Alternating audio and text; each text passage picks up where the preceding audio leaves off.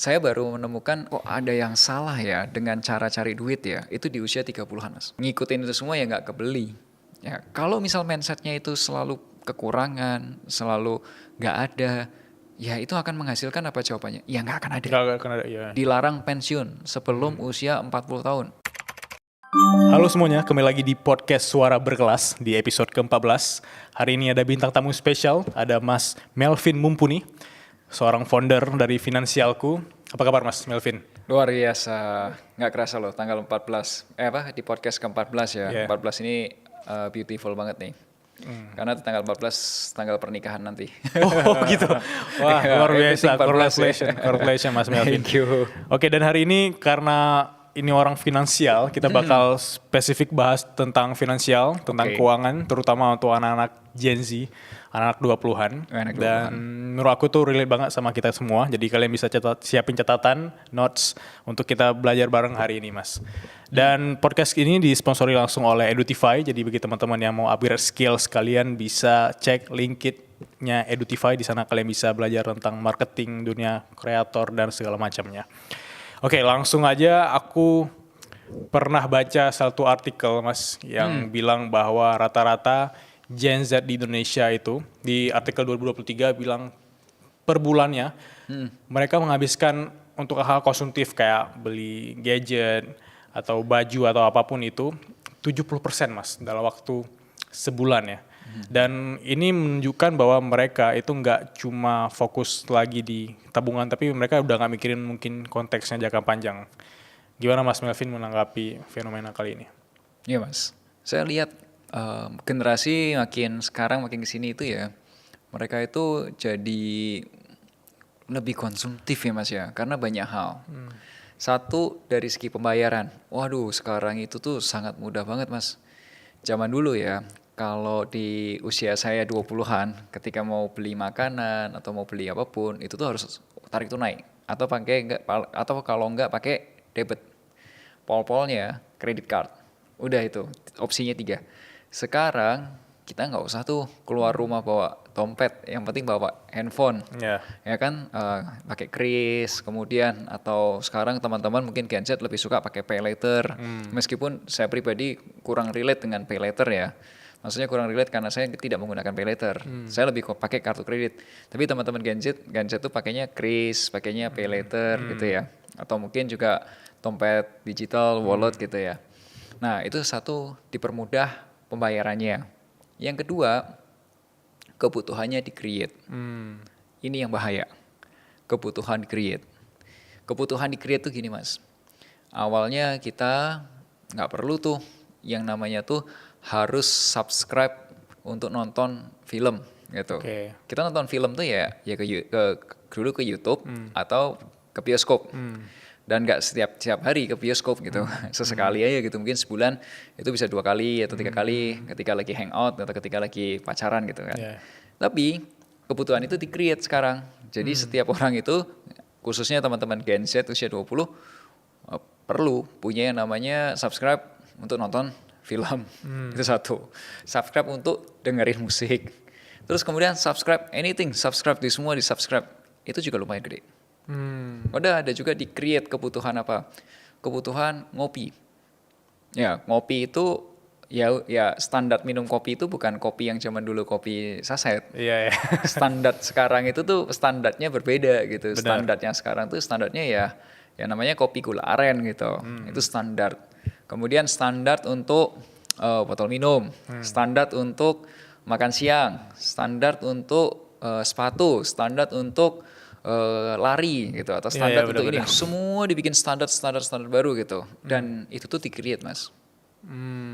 Jadi ini mungkin sedikit melenceng dari cerita keuangan, tapi saya tuh pernah nonton film dokumentari. Jadi pada saat itu kondisinya tuh konteksnya tuh lagi Perang Dunia Kedua. Dan kejadiannya itu di Amerika. Aku lupa filmnya, tapi ini agak spill isinya ya dokumentarinya. Nah pada waktu itu ketika tentara Amerika perang di luar Amerika, itu kehabisan stok daging. Kebutuhan dalam negeri pada saat itu tentaranya perang, tapi di Amerika pun dalam negerinya itu juga masih konsumsi daging. Jadi daging yang mau dilempar ke pasukannya Amerika kurang. Terus mas tahu nggak bagaimana cara create sesuatu. Dengan kondisi itu solusinya apa? Enggak. Dikampanyekan makan jeroan itu lebih baik daripada makan daging. Dikampanyekan di Amerika atau di Di dalam Amerika. dalam Amerika? Oke. Supaya dagingnya dilempar Fokus ke tentara. tim perangnya. Dan ada kampanye gede-gedean bahwa makan jeroan daging, jeroan binatang itu, jeroan sapi gitu, itu lebih bagus. Dan itu di-create. Nah, Dan semua orang kemudian makan jeroan. iya makanya kita makan paru, kita makan otak. Oh, dari sana Mas. Oke. Mas pernah makan paru kan? Pernah. Nah, oleh sebab itu kita makan kayak gitu. Nah, tapi itu di-create, Mas. Ya, segala sesuatunya itu create gitu. Nah, kebutuhan itu di-create juga. Nah, kamu mau beli nggak dengan apa jargon dengan kampanye seperti itu, kebeli nggak? Kalau kamu kebeli ya kamu akan ikut permainan itu. Nah, pertanyaannya siapa yang nge-create? Benar. Siapa yang nge-create? Oke, misal tanya, tadinya kita nggak ada kebutuhan untuk subscribe untuk nonton film gitu. Yeah. Tiba-tiba kita ada kebutuhan. Kira-kira siapa yang create? Ya yang pasti yang dapat untung dari ini siapa? Nah, Yeah, itu yang create. benar. Kalau misal nih tadinya kita minum kopi saset, oke nggak ada masalah. Atau nggak minum kopi pun nggak ada masalah. Tiba-tiba kita harus minum kopi aren hampir tiap hari. Siapa yang create? Yeah. Ya itu yang jualan. They create. Nah kalau itu semua dibeli, semua diiyain, semua dipenuhin, wah ya mau uang berapapun Mas, nggak harus Gen Z, nggak harus yang usia 20-an, mau usia 20-an, mau usia 30-an, mau usia 40-an, atau bahkan pensiun pun ngikutin itu semua ya nggak kebeli. Nggak kebeli. Wah, masuk akal. Jadi yang bisa aku pahami tadi emang apapun kebutuhan anak 20-an terutama ya, itu datang dari keinginan mereka pribadi dan mereka create sendiri. Misalnya kalau Mas Melvin juga ngikutin anak 20-an sekarang kan, kalau ada permasalahan sedikit atau mental health problems lah di kantor, create-nya healing berarti. Sebulan sekali ke Bali, sebulan sekali ke Singapura gitu. Nah, dari sana kan udah kelihatan konsumtifnya atau kebiasaan menghabiskan uang. Berarti itu tanda kutipnya memang dari kita sendiri ya Mas. Dan untuk melawan yang namanya create tadi gimana Mas atau menghadapinya? Ini ada yang jawaban secara finance dan secara non-finance. Nah kalau secara finance, kita punya budgeting. Oke. Nah budgetingnya itu kayak kipernya gitu. Oh ini udah kelewat, oh ini segini masih oke, masih tolerable, atau yang ini udah nggak bisa nih, udah cukup deh, enough gitu. Tapi secara non-finance-nya, ini juga Mas, ini satu hal yang menurut saya sebagai perencana keuangan saya baru memahami, oh ternyata keuangan itu tidak ngomongin uang gitu, tapi ngomongin manusia. Nah ini secara manusianya adalah kita itu perlu mindful. Mindful tuh maksudnya tuh gini, kita ngomong gini, oke, yang ini saya ikut karena saya suka. Misal, oke, kalau untuk kopi ya memang saya suka, ya udah aku ikut. Tapi untuk yang tiap hari saya harus subscribe untuk nonton, saya enggak. Saya memilih nonton di bioskop aja. Gitu. Hari-hari saya nggak nonton di yang harus berbayar, tapi saya milih yang bioskop. Bioskopnya saya pilih mungkin waktu ketemu sama pasangan saya, misal sama pacar saya atau sama calon istri saya, kita nonton nggak apa-apa. Itu namanya kita memprioritaskan gitu. Karena kita punya hak. Jadi kita itu bukan yang diatur, tapi kita mengatur. Kalau diatur tuh semua orang subscribe untuk nonton TV, nonton video, kita ikutan. Benar. Semua subscribe untuk apalagi musik, kita ikutan. Semua ganti botol minum, kita ikutan. Kita ngikut terus gitu. Tapi kalau ini namanya kita mengatur. Aku maunya ini karena yang ini. Saya maunya yang ini karena yang ini. Gitu. Atau aturan kayak semua orang harus pakai masker ya karena kita lagi ada problem di pandemi misalnya. Jadi itu make sense ya. Itu masih make sense. Ya, itu masih make sense. Jadi kita punya kuasa atas dirinya kita gitu, milit gitu. Tapi kalau finansialnya kita udah punya budget. Tapi kalau non finance-nya adalah kita memutuskan yang kita mau ambil itu apa, kita yang putuskan. Jadi kita mindful sama keputusan-keputusan kita. I see. Nah dari sisi anak 20-an yang ngerasa mereka itu kayak susah banget nih menghasilkan uang ya. Mereka tuh mikirnya bahwa hasilin duit, terus nabung, bisa kaya gitu. Itu mungkin salah satu mindset yang dulu aku pernah ngalamin juga. Dari sisi Mas Melvin ya sendiri yang udah melek di finansial, kira-kira gimana cara kita ngasilin duit dan bisa mencapai tujuan finansial ya? Oke, sebelum cara menghasilkan duit ya Mas ya, mungkin kita juga punya pengalaman yang sama, tapi kita menemukan dengan cara berbeda. Oke. Saya baru menemukan kok ada yang salah ya dengan cara cari duit ya, itu di usia 30-an Mas, pada saat COVID. Dan at that time, gue adalah seorang perencana keuangan, tapi baru sadar, oh ternyata salah nih. It's a big problem. Saya menggali sampai akhirnya saya cari tahu sebenarnya masalahnya itu di mana. Nah, akhirnya saya mikir, oh permasalahannya adalah mindset, cara saya berpikir. Mas Bilal ya, kalau waktu kecil pernah nggak dapat nasihat dari orang tua kayak gini? Mas, kalau punya uang jajan, jangan dihabisin, dihemat-hemat, ditabung. Karena cari uang itu susah. Pernah dapat nasihat itu nggak? Iya, pernah. Dan lingkungannya juga nggak cuma orang tua gitu loh. Ya, dan itu diulang kan? Benar. Dari SD, SMP, SMA diulang terus. Nah, ketika itu diulang, itu nggak tahu, itu statement itu benar atau salah, nggak ada yang tahu. Tapi statement itu diulang terus. Dan secara naluri, ketika statement itu diulang terus, masuk ke alam bawah sadar kita. Dan alam bawah sadar kita agree kalau cari uang itu susah, karena message itu berulang-ulang terus. Nah, alhasil ketika kita sudah cukup dewasa, kita mau kerja, kita mulai cari uang, yang ada di otak kita, cari uang itu sudah susah. Jadi sebelum kita cari uangnya beneran, kita belum tahu nih, emang sesusah apa gitu. Tapi di pikiran kita sudah mengatakan itu susah. Dan alhasil, ketika kita di pikiran sudah ngomong susah, outputnya, hasilnya juga akan susah. Ya. Nah waktu itu saya nyadar, oh ternyata ini nih masalahnya orang tua zaman dulu mungkin mereka nggak bermaksud seperti itu, tapi mungkin at that time ya podcast gini belum ada, pemikiran dalam belum ada gitu. It's okay, aku wajar. Tapi sekarang kita tahu kan, oh ternyata problemnya itu. Nah statement itu harus saya perbaikin. Tapi kalau misal saya perbaikin, saya bilang cari uang itu gampang, nyerang kan. You believe that? Nggak believe kan? Nggak akan believe. Ya. Nah faktanya adalah cari uang itu sulit kalau nggak ngerti caranya. Cari uang itu sulit kalau nggak ngerti caranya. Ya. Karena apa? Coba kita lihat, bandingin antara teman-teman kita yang sukses secara finansial dan yang nggak sukses secara finansial. Coba lihat cara mereka menghasilkan uang. Orang-orang yang lebih sukses menghasilkan uang, rata-rata mereka tahu caranya. Mereka tahu caranya. Dengan caranya masing-masing. Ada yang bikin konten atau produk digital, ada yang dagang makanan, ada yang macam-macam. Tapi mereka tahu caranya gitu. Even kalau saya tanya ke Mas Bilal, Mas gimana sih cara bikin atau create uang dari produk digital gitu? Mas tahu caranya kan? Yes, karena tahu caranya. Nah yang merasa sulit karena belum tahu caranya.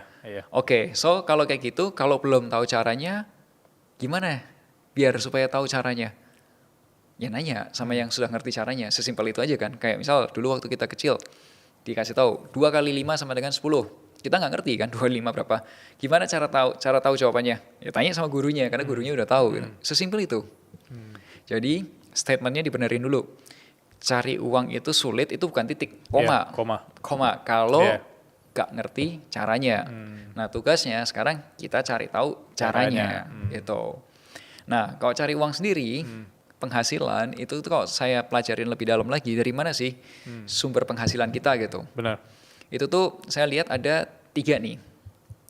Nah 3 ini adalah gini. 1, kitanya yang kerja. Itu active income. Kalau boleh digambarin itu kayak kasir Indomaret. Jadi ya dia yang kerja, dia yang melayani customer gitu. Itu kitanya yang kerja. Itu active income. Nah yang kedua ada juga sebagai yang namanya investment income. Uangnya yang kerja, bukan kitanya lagi, tapi uangnya yang kerja. Uangnya kerja ini contohnya kalau kita punya sahamnya atau kepemilikan dari perusahaan Indomaret.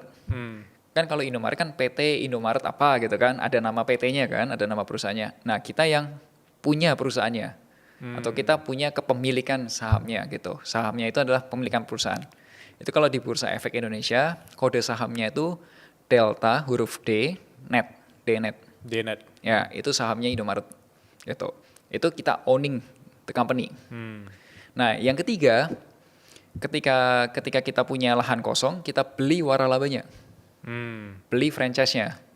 Nah, kalau kita beli franchise-nya itu namanya passive income. Karena asetnya yang kerja buat kita. Benar. Nah, jadi itu ada 3 sumber gedenya, itu ada 3. Ada yang kitanya yang kerja, contohnya ya jadi kasir Indomaret. Yang kedua kita owning the company, kita punya sahamnya, kita beli sahamnya. Yang ketiga kita punya waralabanya. Nah, namanya passive income. Nah, Mas Bilal, dari masing-masing ini itu tuh ada penjelasan lebih dalam lagi. Jadi yang kalau kita kerja itu ada tiga sumber penghasilan lainnya lagi. Di dalamnya itu ada 3 jenis. Gimana caranya kita bisa punya penghasilan dari kita kerja tuh bisa lebih gede. Investment pun juga punya 3 sumber lagi. Passive income pun ada 3 lagi. Jadi total tuh ada 9 pintu rezeki, Mas. 9 pintu rezeki. Oh, pantas aku ada cek juga nih digital produk dari Mas Melvin. Yang judulnya juga ya 9 pintu rezeki ya. Ya, nah itu I see. itu ketok aja satu-satu. Maksudnya nggak usah semua diketok langsung sekaligus. Nanti burn out kan. Nggak apa-apa, satu-satu aja diketok. Diketok buka pintunya diketok, pintunya kebuka, rezekinya datang. Buka pintunya lagi, rezeki datang. Satu-satu, one day ketika teman-teman sudah menikmati, oh bener yang dimaksud Melvin. Cari uang itu sulit kalau nggak ngerti caranya. Tapi begitu tahu caranya, oh caranya gini. Oh gue udah buka satu pintu. Pintu kedua udah aku buka, pintu ketiga aku buka. Oh ternyata mainannya caranya gini ya. I see. Nah kalau udah tahu caranya, berubah tuh Mas statementnya.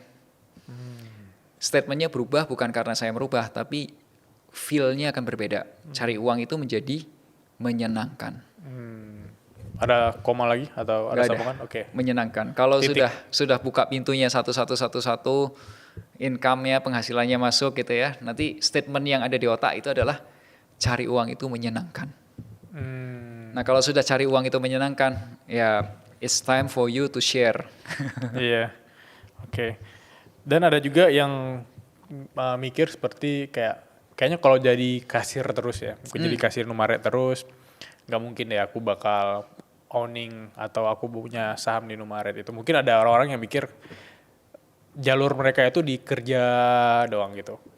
Nah, dari mindset jalur mereka di kerja doang, sebelum mereka mikir, oh aku mau resign, aku mau buka usaha segala macam, bisa kan mereka sambil mereka kerja, mereka masuk ke tahap passive income tadi. Mereka masuk ke tahapan lain, ke pintu-pintu berikutnya. Bisa. Langkah simple deh dari Mas Melvin misalnya. Oke, nah itu juga pembahasan saya juga kurang lebih ada tuh Mas. Kalau tumbuh itu nggak ke samping, nggak cuma ke samping, tapi bisa ke atas gitu. Tapi ke atas pun bisa, ke samping juga bisa gitu. Tumbuh. Ya, gini. Kalau kita mau numbuhin income kita, mau gedein penghasilan kita, itu bisa juga dengan jalur vertikal. Vertikal contohnya apa? Tadinya dari staff, jadi supervisor, jadi manager, itu kan menjalani anak tangga di kerjaan yang sama, tapi kan terus bertumbuh ke atas, vertikal. Tapi bisa nggak tumbuh ke samping gitu? Bisa. Misal di kerjaan utama dia menjalanin staff. Di akhir pekan karena dia hobinya fotografi, koda dia jadi foto untuk weddingan, misal. Terus atau mungkin foto buat orang lari. Biasanya kan kalau di Car Free Day gitu kan ada yang foto orang lari gitu kan. Nah, kemudian dari uang itu kemudian dia beli investasi, katakanlah mulai investasi saham. Karena investasi saham itu bisa starting di bawah 1 juta rupiah gitu. Dia mulai ngumpulin gitu. Nah begitu uangnya dikumpulin, katakanlah dia ikut atau datang ke pameran waralaba. Di Jakarta tuh ada banyak Mas pameran waralaba. Bahkan setauku di akhir minggu ini pun ada. Nah datang ke sana lihat-lihat ada opportunity apa nih yang bisa dibeli. Mungkin ada yang jual bakso atau yang jual apa. Kita punya gerobak bakso atau punya gerobak gorengan lah dan lain sebagainya. Nah itu tumbuh ke samping tuh Mas. Pintunya mulai dibukain tuh kanan. Gitu. Dan dari tumbuh ke samping nggak menutup kemungkinan itu bakal jadi pintu utama. Bisa. Iya kan? Ya. Karena banyak orang kemudian resign ketika mereka udah ketemu nih pintu utama. Mereka udah tahu nih cara ngasilin duit seperti apa. Mereka udah dapat menyenangkannya. Iya menyenangkannya itu. Iya. Oke. Tapi juga anak-anak 20-an kan mikir nih, aku kalau mau dapat income banyak aku harus beli aset nih karena income follow aset kan. Ya, Nah, mereka tuh udah mulai beli aset nih. Bisa kasih gambaran nggak Mas Melvin untuk teman-teman di luar sana di Suara Berkelas? Aset yang seksi ya, aset yang bahkan kita punya modal minim, terutama anak-anak 20-an gitu. Kira-kira apa? gini, definisi aset dulu. Aset itu adalah segala sesuatu yang kelihatan nggak kelihatan, tapi bisa menghasilkan pemasukan. Itu definisi simpel aja deh Iya. gitu. Kalau definisi accounting beda, tapi ini definisi yang sesimpel itu. Sesimpel itu. Contoh kelihatan tapi menghasilkan uang. Nah, contohnya apa? Misal kita sewain kamera kita atau punya punya punya ruangan rumah, kalau kita sewain kamarnya di Airbnb Airbnb, gitu ya. contohnya. Itu sesimpel kelihatan menghasilkan uang. Menghasilkan uang, benar. Nah, yang nggak kelihatan tapi menghasilkan uang, Mas. Selain pelihara tuyul. Contohnya apa? Yang nggak kelihatan, saya menghasilkan uang. Ya, selain pelihara tuyul. Digital produk mungkin? Digital product, ya.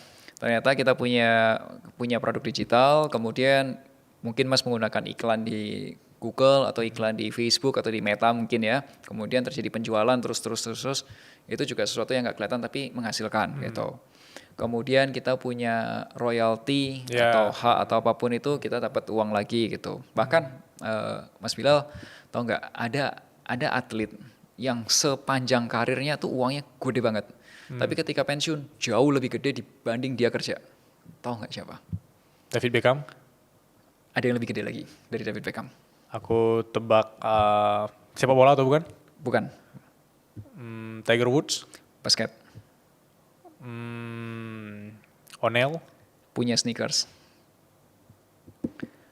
Air Jordan. Oh, I see. Air Jordan. Air Jordan itu punya, itu kan brand itu kan melekat ke Michael Jordan. Jordan ya. Ya, Michael Jordan itu pada zamannya di tahun itu Chicago Bulls itu sepanjang karirnya si Michael Jordan itu gila-gilaan. Even teman-teman kalau misal cek di tempatnya internet ya penghasilan beliau ya si Michael Jordan itu ketika jadi basket itu udah gede banget. Iya. Tapi begitu dia pensiun jauh lebih gede lagi gitu. Dan sampai sekarang kalau teman-teman lihat di toko-toko sneakers masih lihat Masih ya. ada ya Jordan ya. Air Jordan masih lihat dan itu salah satu yang favorite kan. Gitu. Aku bayang tadi bakal bahas nama seorang jadi satu produk yang sangat-sangat terkenal ya. Ya itu kan nggak kelihatan. Benar. Tapi itu ada royalti di situ yang gede banget uangnya. Itu lifetime ya? Atau bahkan sampai dia meninggal tuh? Setahu saya lifetime. Wow. Lifetime contract. Ya gitu. Ya mungkin nextnya ada Stephen Curry mungkin. Ngikutin basket banget. Kalau aku lebih ke bola sih. Oh gitu ya, bola ya. Aku rasa juga kayak Beckham, kayak Ronaldo itu orang-orang yang mungkin ketika mereka pensiun, itu di dunia modeling ya, di dunia brand ambassador, mereka tuh juga benar-benar asetnya tuh sangat-sangat luar biasa. Luar biasa. Ya itu. Nah itu benar kalau tadi tanya apakah build the assets, ya build assets dulu. Ya. Even gini, kalau definisinya segala sesuatu yang menghasilkan pemasukan, berarti kalau perusahaan punya karyawan, berarti karyawannya aset dong. Ya, kalau karyawannya menghasilkan pemasukan buat perusahaan, itu aset. Tapi kalau karyawannya nggak bisa menghasilkan pemasukan atau misal nggak bisa membantu menghemat, tapi jadi beban, ya itu liability. Oh iya, oke. Ya kalau misal teman-teman nonton di tempatnya film-film perang gitu, action movie, kan orang-orang biasa tentara-tentara tuh dilatih kencang dibilangin kan kamu jangan jadi liability buat timmu gitu ya kamu jangan membebani ke timmu gitu ya. Nah itu itu satu itu contoh aset. Ada nggak aset yang lain lagi? Misal ya kita punya apa, misal kita punya kenalan tuh aset nggak? Aset. Relasi yang baik, silaturahmi yang baik itu aset yang dibangun. Kemudian kayak apalagi aset kameranya bisa disewa, kamera pun ada loh. Ada loh jasa-jasa sewa kamera atau sewa lensa pun ada. Itu juga aset. Kau udah punya gerobak gorengan di depan Indomaret atau Alfamart, itu aset nggak? Aset. Selama itu menghasilkan itu aset. Tapi ada orang yang kayak berdebat nih tentang apa itu? Mobil itu liability.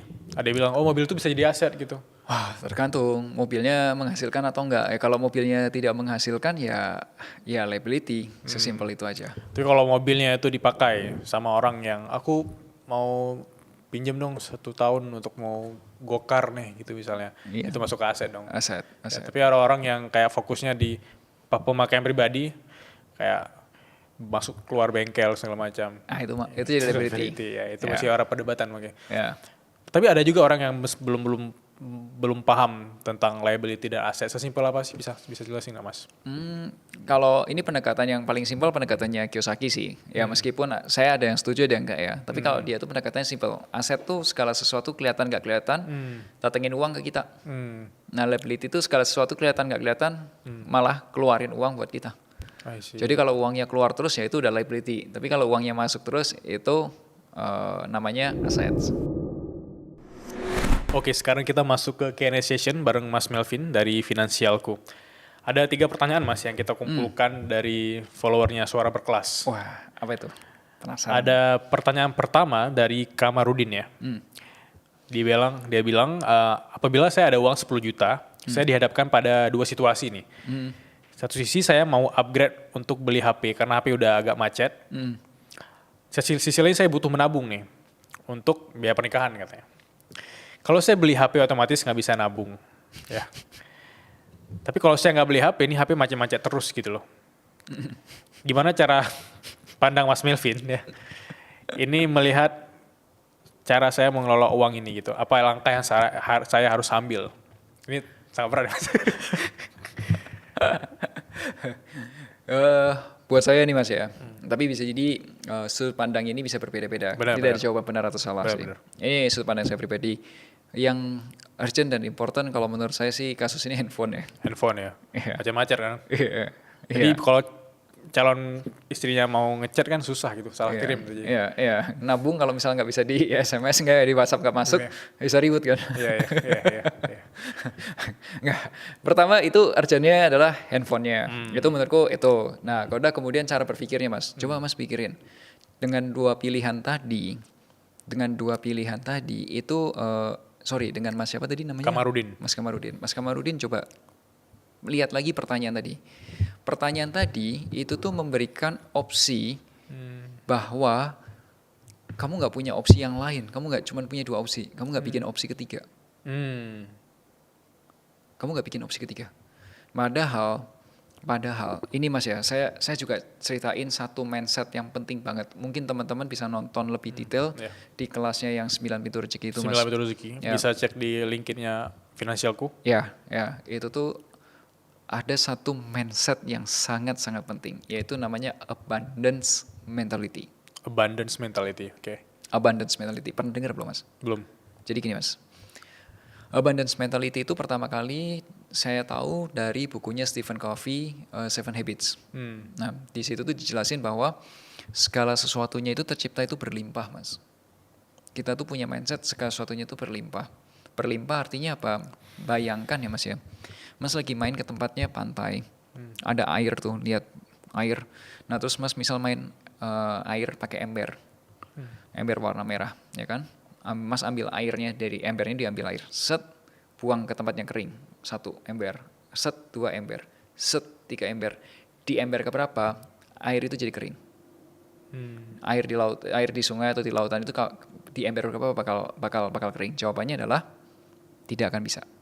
Karena jumlah airnya berlimpah. Benar. Nah, itu jawaban tadi, itu tidak ada opsi gini. Gimana ya cara saya bisa punya handphone tanpa mengganggu nabung saya? Atau gimana cara saya bisa punya handphone tapi tetap masih bisa nabung? Kenapa nggak bikin opsi ketiga? Kenapa batasin kalau ini nggak bisa, ini maka ini nggak bisa, ini. Kenapa nggak bikin yang ketiga?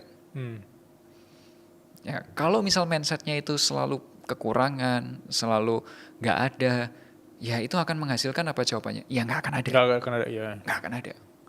Nggak akan ada. Tapi kalau kita kita menggunakan pertanyaan, gimana ya caranya supaya titik-titik yang ada di mindset kita, kalau kita nanyanya gimana caranya, kecenderungan kita akan adalah berpikir, gimana ya, kalau bahasa Jawa kayak orang Surabaya, reopo yo, gitu kan, mau ngapain gitu, mau bikin apa gitu, apa ya, ada nggak ya kerjaan freelance yang bisa gue kerjain deh, paling nggak untuk nutup tabungan dulu deh. Kalau ini uang aslinya untuk beli handphone, tapi yang kerjaan freelance nih gue pakai buat nabung deh. Itu kan opsi ketiga. Nah, ini pun sekali lagi itu nggak ada masalah Mas, karena di usia 20 saya juga pertanyain sama seperti itu. Tapi saya sekarang ada di posisi yang saya mencoba mempelajari bahwa selalu ada opsi ketiga, selalu ada opsi keempat, create any option, ya kita bisa gitu. Gitu Mas. Tapi salah satu opsi tadi itu bisa jadi pertanyaan yang kemudian menghasilkan solusi kan. Bukan Betul. pertanyaan ketemu pertanyaan pertanyaan stuck gitu. Gimana caranya aku bisa freelance atau aku bisa bikin digital product atau aku bisa belajar dulu di ilmu keuangan untuk bisa ngasilin pendapatan untuk beli handphone mungkin ya. Ya. Itu biaya nikah. Ya. Oke, itu make sense. Dan anyway, secara tanpa sadar, kalau boleh sedikit aku ralat, itu tadi Kamarudin itu tuh sebenarnya sudah berusaha menciptakan opsi ketiga dengan cara bertanya ke Mas. Oh ya. Dia sudah menciptakan gitu, sudah berusaha menciptakan, tapi mungkin nggak disadari aja dia menciptakan jalan ketiga dengan cara bertanya. Kalau dengan cara bertanya, dia berarti sudah mulai nyari masih ada lagi nggak ya, atau gimana caranya gitu. Dan terus kemudian lewat saya, messengernya, saya sampaikan ada opsi ketiga. Ada opsi ketiga, benar. Dia harus nonton podcast ini sih, ntar aku cari tahu nih orangnya. Oke. Ya. Oke, aku suka banget sama gambaran dari Mas Melvin tadi, itu make sense. Oke, kita masuk ke pertanyaan kedua ya. Ini dari Aidil Irfanur, dia tanya bahwa, Mas, kapan ya waktu yang tepat untuk memikirkan dana pensiun? Dan apa saja yang harus saya persiapkan nih? Kebetulan usia saya sudah di ujung 20 tahun. Dia cuma 20 tahun, aman Mas. Berarti 29 kali ya? 28. Mas pernah kepikiran gak sih Mas? Usia pensiun di Indonesia kan usia 56 tahun. Iya. Tapi kalau orang bule Amerika, kenapa kok pensiunnya di usia 60? Atau 65? Kemudian kalau orang Singapura, kenapa kok usianya pensiunnya nggak di 56? Bahkan kalau Mas pernah pergi ke yang kayak Changi Airport, orang tua-tua masih kerja kan? Iya, benar. Iya kan, itu udah jelas di atas 56 kan? Udah sure gitu. Mau yang cewek atau mau cowok yang walaupun sudah tua pun masih kerja kan? Ke Malaysia waktu makan kayak nasi kandar dan lain sebagainya, itu orang tua-tua semua kan? Benar-benar. Iya kan? Terus kemudian kalau di tempat-tempat lain, di negara-negara lain, usianya juga pensiunnya nggak harus 56. Nah pertanyaannya, kenapa? Kenapa kok usia itu pensiun harus 56? Kenapa harus 60? Kenapa harus 65? Boleh nggak pensiun itu di usia yang lebih muda? Ada nggak larangan dilarang pensiun sebelum usia 40 tahun? Ada nggak sih Mas? Nggak ada. Tapi kalau mau calonkan presiden atau gubernur mungkin ada ya. Tapi kalau ini nggak ada. Jadi nggak perlu dirubah ya? Iya, nggak perlu dirubah. Jadi sebenarnya batas usia pensiun seberapa itu yang ngatur siapa? Pemerintah untuk orang-orang normal ini. Tapi kalau misal kita pengen pensiun lebih awal, boleh nggak? Boleh. Mau pensiun lebih lama, boleh nggak? Boleh. Itu satu. Yang kedua, ketika pensiun maunya pensiun kaya, pensiun normal, atau pensiun bergantung sama anak, itu yang milih siapa? Kita sendiri kan. Kita yang boleh menentukan kan. Ada banyak pilihan gitu. So, kalau kita tanya kapan waktu yang tepat, tergantung dua. Satu, kamu mau pensiun di usia berapa? Terus kalau udah nanti lifestyle-nya ketika kamu pensiun itu seperti apa? Nah, di bulan ini ya, bulan Agustus, bulan lalu, awal bulan ini banget, ya tanggal 2 atau tanggal 3 seingatku, itu kita di Finansialku tuh bikin webinar tentang persiapan pensiun. Kita mengubah cara pandang bahwa pensiun tuh harus di usia 56. Nah, menurutku pensiun itu bisa di usia berapapun. Asalkan satu, kamu sudah siap dengan uangnya. Yeah. Setidaknya definisi pensiun itu kan berbeda-beda buat banyak orang. Ada yang berpikir pensiun itu nggak kerja sama sekali. Tapi ada juga orang yang pensiun itu gini, gue tetap mau kerja. Gue mau mengaktualisasikan diri, kalau kata istilah hierarki Maslow gitu ya. Tetap mengaktualisasi diri. Tapi gue kerja karena gue pengen. Bukan karena gue harus atau butuh gitu. Kalau nggak kerja nggak makan gitu. Nah, definisi pensiunnya terserah, lifestyle-nya terserah. Nah, sekarang kalau misal kita pengen, definisi pensiun kita adalah, gue pensiun tuh tetap pengen berkarya, gue pengen masih tetap bikin podcast, tetap bikin video, tapi gue nggak harus kayak gini untuk hidup gitu. Kalau nggak nge-podcast, katakanlah dapur nggak jalan gitu. Nggak harus gitu. Ya berarti kalau gitu berapa uang yang harus disiapkan untuk bisa seperti itu? 1M cukup nggak? 2M cukup nggak? Supaya dapur ngebul tanpa kamu harus kerja gitu. Atau 3M cukup nggak? Nah, Gak usah kalau memang ternyata butuhnya cukupnya katakanlah 5M misal, cukupnya 5M. Oke. Sekarang gimana jalanmu untuk menuju 5M? Apa yang masih bisa kamu lakukan? Income-mu bisa nambah seberapa? Uangmu bisa kerja, kamunya sendiri bisa nambah pemasukan seberapa banyak? Uangmu bisa bekerja menghasilkan berapa banyak? Karena asetmu bisa bekerja menghasilkan berapa banyak? Kamu strategi investasinya gimana? Dan lain sebagainya. Untuk ngejar angka itu. Nah, itu konsep pensiun. Nah, satu hal lagi teman-teman. Biasanya orang-orang tuh ketika bicara pensiun ya Mas ya, itu selalu mikirnya victim. Victim tuh apa? Victim tuh gini, ini orang tuaku nggak nyiapin pensiun jadinya nyusahin aku. Berpikirnya gitu kan. Iya. Mostly kan. Rata-rata. Ya, tapi pernah kepikir nggak teman-teman? Kalau one day, amit-amit ya, one day, kamu yang ada di posisi sebagai orang tua, dan karena satu lain hal, ternyata kamu nggak nyiapin pensiunmu, dan kamu yang bergantung sama anak. Apa yang kamu rasain? Apa yang kira-kira akan kamu rasakan itu seperti apa? Kamu pernah ngemikirin itu nggak? Jadi ketika orang tua ngomong ke anak, aku tolong papi mami ditransferin, papi mami tolong dibantu gitu. Kamu pernah ngerasain nggak? Atau pernah mikirin nggak? Rasanya mereka itu seperti apa? Ya, kamu mikirnya kan anak nggak suka kan, gituin kan? Iya. Tapi kamu mikirin nggak kalau ketika dia waktu ngomong itu, orang tuamu ngomong tuh, apa yang dirasain mereka?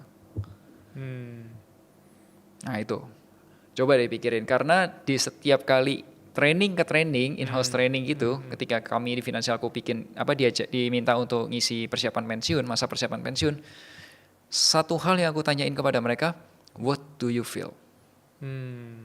What do you feel? Kalau kamu harus minta ke one day, amit-amit ya, kamu ngomong sama anakmu, tolong dong transferin, kak tolong dong transferin ke papi gitu, papi lagi butuh. Nah, coba kamu pikirkan gitu. Gitu. Dan video ini aku rasa coba kalau boleh share juga ke orang tuanya. Orang tua ya. Ya, jadi supaya orang tua tahu what do you feel-nya itu coba rasain. Gitu. Dan kalau kamu merasa nyaman, it's okay, it's yours. Tapi kalau kamu merasa ini nggak nyaman, berarti dari dalam hatimu kamu merasa itu nggak cocok dengan value-mu. Bukan masalah benar atau nggak salah. Benar. Itu bukan benar atau salah, tapi itu nggak cocok aja sama yang ada di hatimu gitu. Kamu merasa kayak seharusnya tidak begitu. Gitu. Ya kalau kamu udah ngerti seharusnya tidak begitu, you have to act, langsung bergerak. Gitu. Okay. Ya kalau nggak ngerti tanya. Gitu. Tapi kalau dari tambahan pertanyaan aku, dari sisi orang-orang pensiun ya, mungkin orang ngeliat karena dia terikat sama pekerjaan, jadi ada fase pensiunnya, apalagi kalau kerja sama pemerintah ya, PNS atau di perusahaan gitu. Tapi kalau businessman ya, atau orang freelancer yang benar-benar hanya pada diri mereka sendiri, mereka adalah niche mereka sendiri, itu pensiunnya kan mereka yang tentukan gitu. Betul. Dan ngomongin pensiun yang mereka tentukan, berarti mereka udah ada target nih, aku financial freedom di berapa gitu. Kalau dari sisi Mas Melvi ngelihat financial freedom di angka berapa? Boleh tahu nggak? Oh, kalau dikit itu sebenarnya ada perhitungannya Mas. Yeah. Ada macam-macam perhitungan. Nah, kemarin itu kita coba hitung undur ya. Kalau kita menggunakan FIRE, Financial Independence Retire Early, pakai aturannya mereka. Wah, nggak ketemu Mas, berat. Nah, yang paling gampang itu, yang paling make sense itu namanya tuh secara teknis finance ya. Ini ilmu finance itu namanya formulanya adalah present value of growing perpetuity. Itu menurutku itu yang lebih fair. Tapi kalau simpelnya apa? Simpelnya pergi aja di websitenya Finansialku, scroll paling bawah itu tuh ada kalkulator namanya kalkulator kebebasan keuangan. Oh, cool. Tinggal pakai aja. Itu penerapan rumusnya. Kalau tanya itu rumus hitungannya apa? Yaitu rumusnya yang dipakai adalah present value of growing perpetuity. Wah, aku mau pakai ntar aku. Wah, ini sangat-sangat insightful sih. Berarti permasalahan atau apa yang ingin aku tanyakan langsung ada solusinya. Bisa ke Finansialku ya tadi. Ya, finansialku.com itu pakai Indonesia ya. Finansialkunya kata-kata bahasa ya huruf S pakai kata-kata Indonesia Finansialku. Scroll aja ke bawah, itu gratis kok. Oh, I see. Nah gitu guys, langsung kan dapat jawaban dari kalian. Oke, pertanyaan terakhir ya Mas ya, berarti. Dari siapa nih? Ismalia, dia nanya, ngomongin generasi sandwich Mas, bagaimana caranya Aku mempersiapkan keuangan untuk diri sendiri tanpa mengabaikan tanggung jawab kepada orang tua dan anak. Wah, ini ngomongin generasi sandwich. Generasi sandwich. Kalau boleh tahu Mas Melvin di generasi sandwich atau? Ya, puji Tuhan nggak. Orang tua saya mereka menyiapkan, mereka berbisnis dan sekarang ya memang jujur aja orang tua lebih kaya lah. Ya, jadi mereka lebih kuat secara finansial. Nah, tapi permasalahan generasi sandwich itu tahu nggak sih masalahnya apa? Nah, masalahnya gini. Coba Mas bayangin ya. Generasi sandwich itu kan definisikan orang yang harus membiayai kedua orang tuanya Dan keluarga di bawahnya atau adiknya gitu ya. Coba Mas, kalau misal baru kerja, lulus kuliah, kerja Jakarta, income UMR Jakarta, katakan berapa sih 4,5 atau 5 juta gitu ya. Iya benar. Kalau udah harus menghidupi dua orang tua, papa mama sama satu adik, berat nggak? 2 orang tua sama 1 aja udah berat di UMR ya. Berat ya. Nah kalau misal single penghasilannya katakanlah aku kasih ekstrim 100 juta, biayain 2 orang tua sama 1 adik, berat nggak? Kayak enggak deh. Nggak kan? Berarti the problem apa? Iya, di pendapatan. Pendapatan. Oke. Bedanya di situ. Nah, gimana caranya supaya berarti kalau sebenarnya sandwich generation nggak ada masalah kalau income-nya gede. Dan itu malah happy kan. Nah, itu akan jadi masalah kalau income-nya kecil. Berarti the problem is income. Iya. Seorang generasi sandwich itu tuh ibaratnya itu meja kafe, tapi meja kafenya itu meja lingkaran yang kakinya cuma satu. Pernah lihat nggak? Iya, benar. Pernah kan? Pernah. Jadi semua beban di atas meja itu cuma ditopang dari satu kaki. Satu kakinya itu adalah gaji UMR Gaji dia. UMR dia, oke. Satu itu. Makanya kelihatan berat. Bisa nggak? Bisa, tapi berat. Bisa, iya. Tapi kadang kalau kita taruh makanan atau minuman udah banyak itu kayak bisa goyang-goyang. Mas. Iya. Ya. Nah, tapi kalau misal beban yang sama kita taruh di meja yang kakinya 4, bukan 1, lebih ringan nggak? Benar. Lebih kuat kan? Lebih kuat. Oh, oke. So, perbedaannya berarti adalah apa yang kita lakukan. Jadi dari yang tadinya cuma satu kaki mengandalkan gaji UMR, coba bikin kaki meja kedua, bikin kaki meja ketiga, bikin kaki meja keempat. Supaya ditopang sama 4 kaki meja. Nah, itu tuh cerita ini itu tuh adalah cerita yang sebenarnya aku dapat bukan dari textbook, tapi dari waktu bantu klien kami di finansialku di awal-awal finansialku ada. Nah, ngerti formula gimana caranya keluar dari generasi sandwich dan tetap berbakti sama orang tua. Iya. Itu gara-gara my clients. Kita ikutin prosesnya, berkembang. Kita juga belajar dari kesalahan-kesalahan juga. Oh, akhirnya nemu, ada 6 langkah, ada formulanya, ada 6 langkah untuk bisa keluar dari generasi sandwich dan tetap berbakti sama orang tua.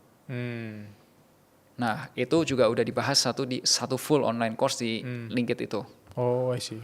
Nah, itu coba diikutin aja. Dan jujur yang paling berat langkah nomor 1. Spill ya, Ngomong sama orang tua. Itu nggak cuma finansial, dari berbagai sisi. Penciptaan juga mungkin berat ya. Ya, dari 6 langkah, 5-nya ngomongin finance, 1-nya non-finance. Yang 1-nya non-finance yang paling berat itu langkah pertama, yaitu ngomong sama orang tua.